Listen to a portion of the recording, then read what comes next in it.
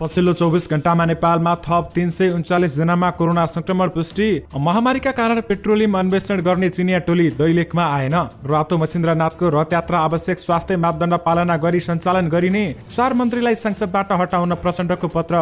बादल थापालाई किन गरेनन् कारबाही। रात्रिकालीन व्यवसाय तथा रेस्टुरेन्ट राति 9 बजेदेखि खोल्न नपाइने, खोले यस्तो कारबाही गरिने। झिनो अङ्कले घट्यो नेप्से परिसूचक। शेयर बजार सम्बन्धी सम्पूर्ण जानकारी। निजामती प्रशासन परिणाम भन्दा प्रक्रियामा केन्द्रित छ भन्दै उपप्रधानमन्त्री ईश्वर पोखरेलको भनाई। कोरोना संक्रमणमुक्त भएका 1/3 मानसिक स्वास्थ्य सम्बन्धी समस्या देखियो। नेपालका एकमात्र अर्बपति विनोद चौधरीको सम्पत्ति पछिल्लो 1 वर्षमा स्थिर। ब्राजिलमा कोरोना संक्रमणबाट एकै दिन 4000 को मृत्यु। कांग्रेस संकटमा छैन, आफैलाई कमजोर गर्ने काम नगरौँ भन्दै शेरबहादुर देउबाको भनाई। कोरोना विरुद्धको चिनिया खोप लगाउन सुरु गरियो। सांसदलाई पदमुक्त गर्ने प्रचण्डको निर्णय प्रतिगामी भन्दै प्रभु शाहले भने। पेट्रोलियम पदार्थको तस्करी गरेको आरोपमा 10 जना पक्राउ परे। राइस कुकर भित्र करिब 1 किलो सुन लुकाएर ल्याउने 1 जना विमानस्थलबाट पक्राउ। संसद विघटन गरेर केपी ओलीले विदेशी शक्ति सामु आत्मसमर्पण गरे भन्दै प्रचण्डले भने। लोकसेवा आयोगमा खुल्यो जागिर, माग्यो 400 भन्दा बढी कर्मचारी। यसबारे पुरै जानकारी। आजदेखि मास्क अनिवार्य लगाउनु पर्ने, नलगाए कारबाही गरिने।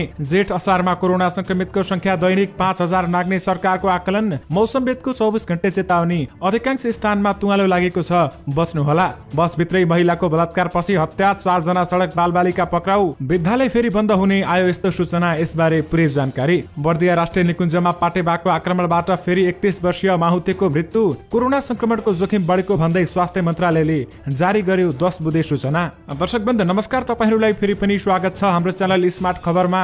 दैनिकी जस्तै तपाईहरु माझ आजका पनि मुख्य समाचारहरु लिएर उपस्थित भइसकेका छौं। हाम्रो मेहनतको लागि तपाईहरुले यो भिडियोलाई एउटा सानो लाइक गरी सक्दो शेयर गर्न भने नबिर्सिनु होला। त्यसैगरी यदि तपाईहरुले अहिलेसम्म हाम्रो च्यानल स्मार्ट खबरलाई सब्स्क्राइब गर्नु भएको छैन भने सब्स्क्राइब गर्नु होला। साथै छेउमा रहेको बेल घण्टीमा क्लिक गरी अलमा क्लिक गर्न पनि नबिर्सिनु होला। आउनुस आजका मुख्य समाचारतर्फ लागौं। दर्शकवृन्द पहिलो खबर कोरोना भाइरसका संक्रमितहरुको संख्याबाट सुरु गर्न चाहे। पछिल्लो 24 घण्टामा नेपालमा थप 349 जनामा कोरोना भाइरस कोभिड-19 को संक्रमण पुष्टि भएको छ। यस अवधिमा 4100 पीसीआर परीक्षण गरिएकोमा 298 जना र 1040 जनाको एन्टिजेन परीक्षण गरिएकोमा 41 जनामा संक्रमण पुष्टि भएको स्वास्थ्य तथा जनसंख्या मन्त्रालयले जनाएको छ। स्वास्थ्य जनसंख्या मन्त्रालयका अनुसार पछिल्लो 24 घण्टामा 74 जना संक्रमण मुक्त भई डिस्चार्ज भएका छन् भने थपिएका संक्रमित मध्ये धेरैजसो काठमाडौँ उपत्यकाका 163 जना रहेका छन्, जसमध्ये काठमाडौँमा 132, ललितपुरमा 26 र भक्तपुरमा 5 जना रहेका छन्। हाल देशभर 2201 सक्रिय संक्रमित रहेका छन्। तिनीहरूमध्ये संस्थागत आइसोलेसनमा 760 र होम आइसोलेसनमा 1741 जना रहेका छन्। क्वारेन्टाइनमा 65 जना रहेका छन्। आइसियुमा 65 र भेन्टिलेटरमा 13 जना उपचाररत रहेका छन्। त्यसैगरी दर्शकवृन्द चीनले अनुदानमा दिएको कोरोना विरुद्धको भेरिसेल खोप पहिलो चरणमा हिजोदेखि लगाउन सुरु गरिएको छ। काठमाडौँ उपत्यकाका विभिन्न 14वटा स्वास्थ्य संस्थाबाट खोप लगाउन सुरु गरिएको हो। त्यसैगरी ब्राजिलमा कोरोना संक्रमणबाट एकै दिन 4000 भन्दा बढीको मृत्यु भएको छ। ब्राजिलको स्वास्थ्य मन्त्रालयले दिएको जानकारी अनुसार पछिल्लो 24 घण्टामा 4195 संक्रमितको मृत्यु भएको हो। ब्राजिलमा हालसम्म कोरोना संक्रमणका कारण 3,66,000 भन्दा बढीको मृत्यु भएको छ। पछिल्लो समय फैलिएको कोरोनाको नयाँ प्रकार भेरिएन्टको कारण संक्रमण उल्लेख्य संख्यामा बढेको समेत बताइएको छ। ब्राजिलका राष्ट्रपति जेयर बोल्सोनारोले निरन्तर सामाजिक गतिविधिमा प्रतिबन्धको नियमको विरोध समेत गर्दै आइरहेका छन्। आउनुस अब अर्को समाचारतर्फ लागौं। दर्शकवृन्द देशका अधिकांश स्थानमा तुवालो लागेको मौसमविदले बताएका छन्। आज मौसम पूर्वानुमान महाशाखाले जारी गरेको सूचना अनुसार तराई र पहाडी भेगको धेरैजसो स्थानमा तुवालो लागेको छ भने जसले वायु प्रदूषण बढाएको छ। तसर्थ यसको असरबाट बच्न सक्ने सतर्कता अपनाउन भन्दै मौसमविदले 24 घण्टे अल्टिमेटम चेतावनी समेत दिएका छन्, जसमा भनिएको छ देशका पहाडी भूभागमा आंशिकदेखि सामान्य बदली रही पहाडी भूभागमा थोरै स्थानमा मेघगर्जन चट्याङ सहित हल्का वर्षा हिमपातको सम्भावना रहेको साथै देशको तराई र पहाडी भूभागका अधिकांश स्थानमा तुवालो लागेकाले सोबाट समेत बच्न र आवश्यक सतर्कता अपनाउन हुन अनुरोध छ भनेर बताइएको छ। दर्शकवृन्द विशेष गरी अधिकांश स्थानमा तुवालो लागेको छ भने यसबाट बच्नुहोला भन्दै मौसमविदले 24 घण्टे चेतावनी समेत दिएका छन्। आउनुस अब अर्को समाचारतर्फ लागौं। दर्शकवृन्द स्वास्थ्य मन्त्रालयले यानि कि सरकारले आजबाट लागू गर्ने केही नयाँ नियमहरू ल्याएको छ। यसबारेमा तपाईहरुलाई जानकारी दिन चाहे। सरकारले कोरोना संक्रमणको जोखिम कम गर्न भिडभाड नगर्न आग्रह गरेको छ। स्वास्थ्य जनसंख्या मन्त्रालयले एक सूचना जारी गर्दै सार्वजनिक स्थलहरूमा भिडभाड नगर्न आग्रह गरेको छ।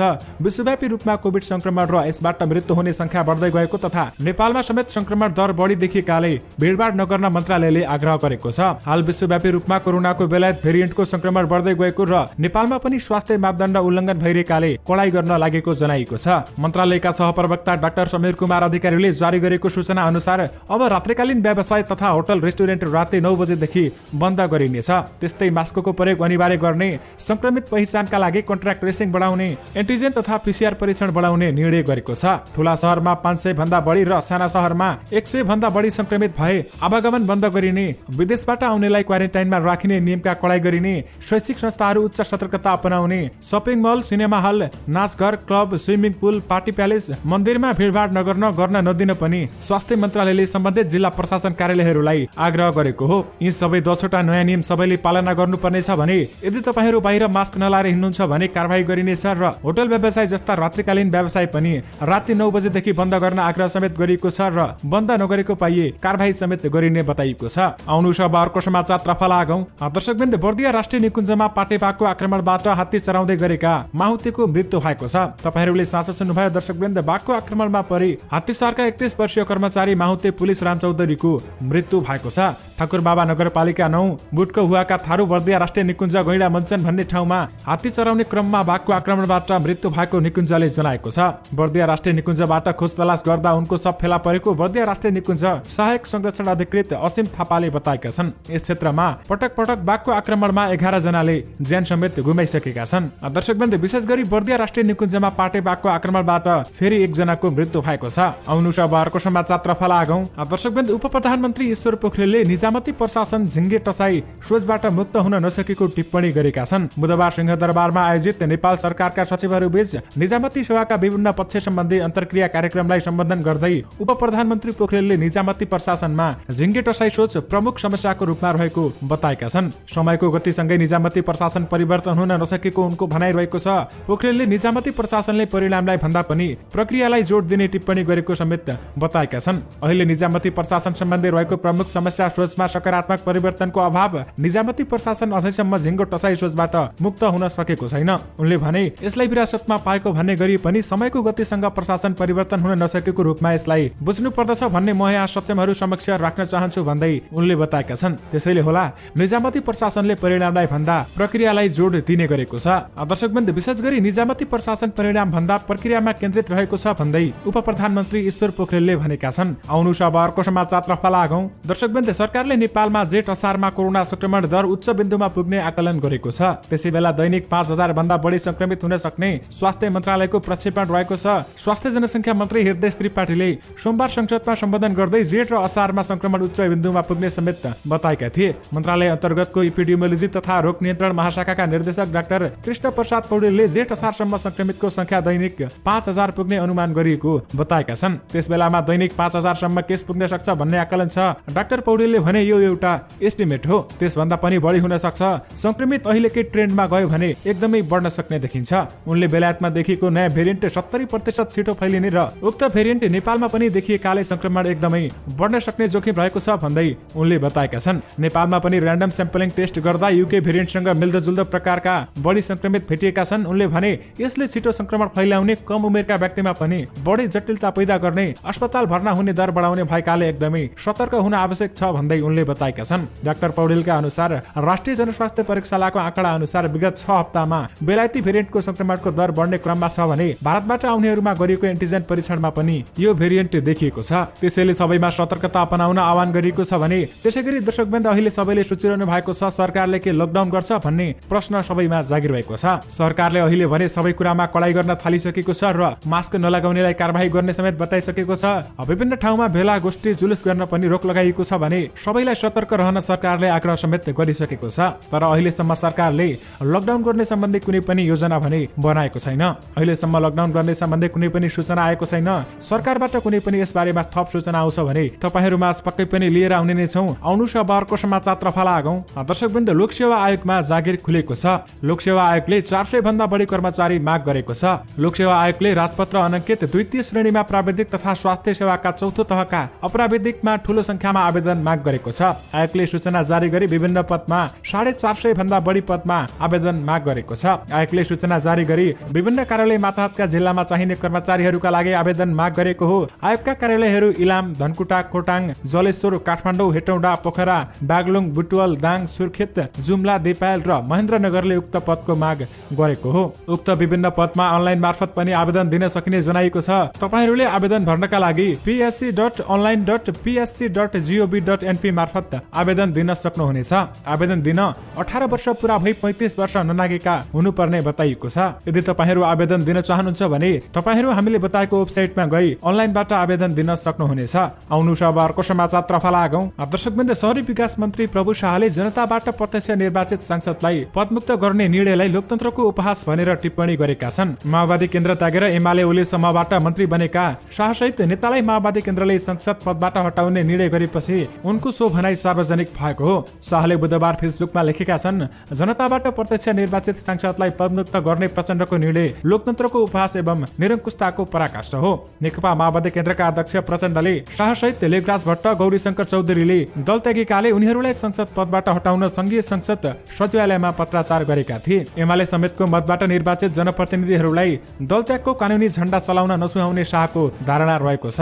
उनले लेखेका छन्, आफू चुनाव जित्नलाई नेकपा एमालेसँग एकता सहकार्य गर्ने, नेकपा अध्यक्षको हैसियतमा सर्वोच्च अदालतमा पुनरावलोकन गर्ने र अहिलेसम्म सरकारलाई समर्थन दिइराख्नेहरूले हामी साझा घोषणापत्र एवं संयुक्त मतबाट निर्वाचित जनप्रतिनिधिहरूमाथि कथित दल त्यागको कानुनी झण्डा चलाउनु कुनै नैतिकताले सुहाउँदैन भन्दै उनले बताएका छन्। सांसदहरूमाथि हमलाको दुष्प्रयास गरिएको भन्दै उनले त्यसलाई प्रतिगामी कार्यको संज्ञा समेत दिएका छन्। दर्शकवृन्द, विशेष गरी सांसदलाई पदमुक्त गर्ने प्रचण्डको निर्णय प्रतिगामी भन्दै प्रभु शाहले भनेका छन्। आउनु अब अर्को समाचारतर्फ लागौं। दर्शकवृन्द, वर्षा र सहकालका देवताका रूपमा पुजिने रातो मच्छिन्द्रनाथको रथयात्रा आवश्यक स्वास्थ्य मापदण्ड पालना गरी सञ्चालन गरिने भएको छ।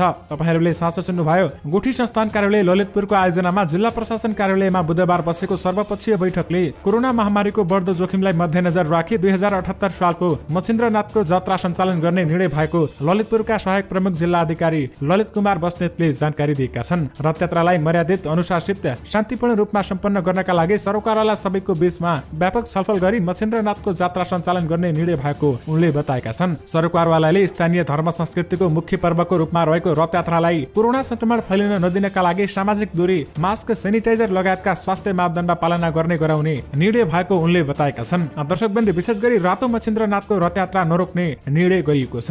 आउनु अब अर्को समाचारतर्फ लागौं। दर्शकवृन्द, पेट्रोलियम पदार्थ तस्करी गरेको आरोपमा जिल्ला प्रहरी कार्यालय पर्साले 10 जनालाई पक्राउ गरेको छ। त्यहाँको तस्बिर तपाईहरूले स्क्रिनमा देखिरहनु भएको छ। इलाका प्रहरी कार्यालय पोखरिया पर्साबाट खटेको प्रहरी टोलीले उनीहरूलाई पेट्रोलियम पदार्थहरू भारतबाट चोरी निकासी गर्ने गरेको सूचनाको आधारमा पक्राउ गरेको हो। उनीहरूले विभिन्न मितिमा आयल स्टोरहरूको मिलिमतोमा पेट्रोलियम पदार्थहरू भारतबाट चोरी निकासी गर्दै आएका थिए भने यसबारे प्रहरीले थप अनुसन्धान गरिरहेको छ। दर्शकवृन्द, विशेष गरी पेट्रोलियम पदार्थ तस्करी गरेको आरोपमा 10 जनालाई पक्राउ गरिएको छ। आउनु अब अर्को समाचारतर्फ लागौं। दर्शकवृन्द, विद्यालय लगायत शैक्षिक संस्थाहरू फेरि बन्द हुन सक्ने भएको छ। स्वास्थ्य मन्त्रालयले विद्यालय जाने उमेर समूहमा कोरोना भाइरसको संक्रमण बढ्दो रहेको भन्दै उच्च सतर्कता अपनाउन आग्रह गरेसँगै बन्द हुने सम्भावना देखिएको हो। स्वास्थ्य मन्त्रालयले सूचना जारी गर्दै काठमाडौँ, पोखरा लगायतका ठूला शहरहरूमा विद्यालय जाने उमेर समूहमा पनि संक्रमण बढ्दो रहेको भन्दै सतर्कता अपनाउन आग्रह गरेको हो। पछिल्लो समय प्रयोगशालाको परीक्षणबाट विद्यालय जाने उमेर समूहका बालबालिकामा संक्रमण बढ्दो तथ्याङ्क उल्लेख छ भने देशभरिका अधिकांश विद्यालय फागुनिता सञ्चालनमा रहेका छन्। तर कतिपय विद्यालयले अझै पनि अनलाइन कक्षाबाट सञ्चालन गर्दै आएका छन्। कोरोना भाइरसको दोस्रो लहर आएपछि अस्पतालहरूमा बिरामीको चाप बढेको छ भने यससँगै सरकारले सतर्कता अपनाउन आग्रह समेत गरिसकेको छ। दर्शकवृन्द, विशेष गरी विद्यालय लगायत शैक्षिक संस्थाहरू फेरि बन्द हुन सक्ने देखिएको छ। आउनु अब अर्को समाचारतर्फ लागौं। दर्शकवृन्द, नेकपा माओवादी केन्द्रका अध्यक्ष पुष्पकमल दाहाल प्रचण्डले प्रधानमन्त्री केपी शर्मा ओलीले विदेशी शक्ति अघि आत्मसमर्पण गरेको आरोप लगाएका छन्। बुधबार सल्यान पुगेका प्रचण्डले एक कार्यक्रममा ओलीले संसद विघटन गरेर विदेशी शक्ति समक्ष आत्मसमर्पण गरेको आरोप लगाएका हुन्। ओलीले संविधान च्यात्ने काम गरेका र कम्युनिस्ट पार्टी विघटन गरेको उनको भनाइ रहेको थियो। केपी ओलीको नामको व्यक्तिद्वारा संविधान मिचिदिने, किचिदिने, जनताको विकास निर्माण र समृद्धिको सपना किचिदिने र विदेशी शक्ति सामु आत्मसमर्पण गरे भन्दै प्रचण्डले भनेका थिए। त्यस्तै सर्वोच्च अदालतप्रति लक्षित गर्दै नेकपा नाम विवादमा पनि उनले असन्तुष्टि जनाएका छन्। मधेसका जनतालाई पनि लोकतान्त्रिक निर्वाचनमा ल्याएको र आफैले देशमा सिंहदरबारको अधिकार गाउँ गाउँमा पुर्याएको पनि उनले जिकिर गरेका छन्। यसरी आफूले देशमा राजनीतिक अस्थिरता नहुने सपना देखेको पनि बताएका छन् भने देश समृद्धिको बाटोमा लैजाने आफ्नो सोच रहेको उनले जिकिर गरेका छन्। उनले आफ्नै प्रस्तावमा देशमा नेपाल कम्युनिस्ट पार्टी एकताको प्रस्ताव ल्याएको दाबी दोहोर्याएका थिए। दर्शकवृन्द, विशेष गरी संसद विघटन गरेर केपी ओलीले विदेशी शक्ति सामु आत्मसमर्पण गरे भन्दै प्रचण्डले भनेका छन्। आउनु अब अर्को समाचारतर्फ लागौं। दर्शकवृन्द, फ्लाइ दुबई एयरलाइन्सको उडानबाट राइस कुकरमा करिब 884.450 ग्राम सुन ल्याउने एकजनालाई प्रहरीले विमानस्थलबाट पक्राउ गरेको छ। मंगलबार राति 10:15 बजे दुबईको विमानबाट आएका धनुषाका 34 वर्षीय प्रकाश महरालाई विमानस्थल स्थित भन्सार कार्यालय परिसरबाट पक्राउ गरेको हो। प्रहरीका अनुसार उनले फ्लाइ दुबई एयरलाइन्सको उडानद्वारा दुबईबाट काठमाडौँ आउँदा राइस कुकरमा लुकाई छिपाई ल्याएको उक्त परिणामको धातु र बाला ल्याएका थिए। यस सम्बन्धमा प्रहरीले थप अनुसन्धान भने गरिरहेको छ।